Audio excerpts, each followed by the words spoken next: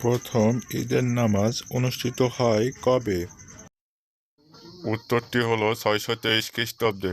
প্রথম মসজিদ নির্মিত হয় কোথায়? উত্তর হলো মদিনায় কুবায়। বিশ্বের প্রথম রমণী কে?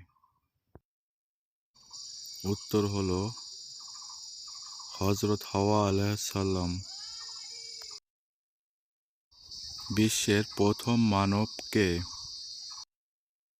উত্তর হলো হযরত আদম আলাইহিসসালাম। ইসলামের প্রথম শহীদ কে?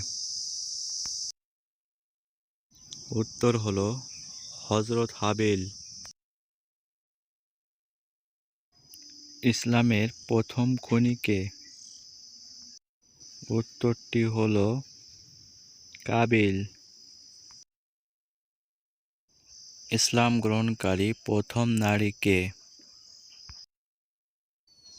উত্তর হলো হযরত খাদিজা। ইসলামের প্রথম নবী কে? উত্তর হলো হযরত আদম আলাইহিসসালাম।